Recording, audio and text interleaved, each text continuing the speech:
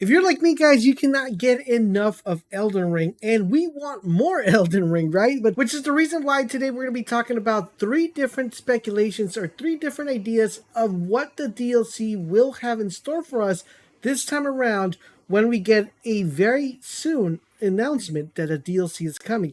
So, what exactly will be part of the DLC? Today we're going to be discussing all three different options, and I want to know from you guys if you guys agree with any of these three options, or if you guys have an additional one, drop it down in the comment section down below. Pretty much this whole week, we're going to be talking about Elden Ring DLC. So I hope you guys stay tuned and find out all the different stuff and tidbits that we found, not only with leaks, ideas, and information, but also find out exactly where we're headed in the new DLC that's coming to Elden Ring. Hopefully we get an announcement pretty soon, especially in June. As of right now, there really is no specific direction that we know the DLC in Elden Ring is taking, but we do have a couple ideas, and we're going to start it with the first one, which is the speculation that was brought up, one of the first speculations about the DLC called the Divine Tower of the Mystery Cloud. Now, this particular speculation is something that a lot of people notice, and I'm pretty sure you have already noticed it as well, because anytime you guys launch your map, you're going to notice that you're going to see a big cloud that's just dab right in the center of the map. And, you start to wondering, like, what exactly is behind that cloud? Why is that cloud there? And you kind of are figuring out exactly what the main purpose of that specific cloud is. Now, one thing that makes this even more puzzling, a little bit more interesting, that has led to the speculation, is that you will notice that this particular cloud, if you align every single air tree tower and you align them together, you will notice that there is a center point that leads to that specific location, like kind of pinpointing and saying, yo, that is the area we need to go to. But for some reason, we do not have access to that specific area. And like I said, this is one of the first speculations that got drifted out there. Now, the problem with this speculation, and I feel that you probably guys will agree with me as far as the speculation is concerned, is that that particular cloud looks relatively very small. And I don't think that a DLC that's going to be launching will be that small. I think it's going to be some very substantial content.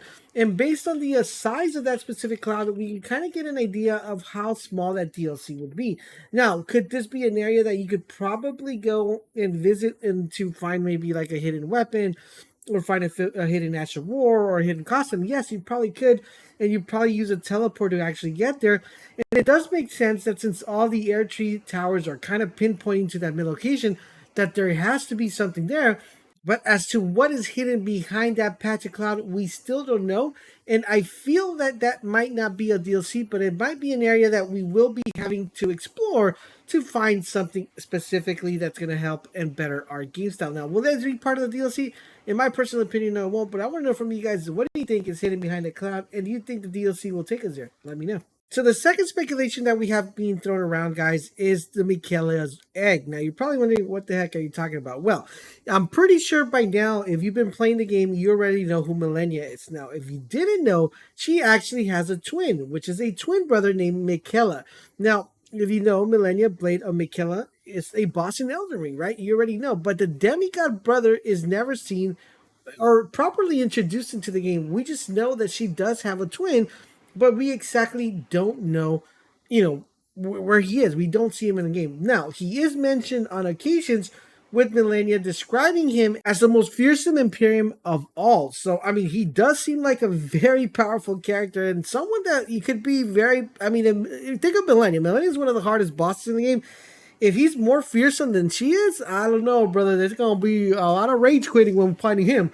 Now, if you heard me earlier, I did say that we didn't see him. And that's almost exactly correct, but not entirely. Because you actually do tend to see him, just not completely. You just see a particular part of him, right? So via the game's lore, we kind of get an idea of exactly what happened to him, right? So I'm gonna give you guys a quick rundown. Now, I was planning on making some lore videos. If you guys would like to see that in the channel, let me know. Lore, and we'll try to put some videos together for you guys. So you guys to know a little bit more about Elden Ring. But back to what we were talking about.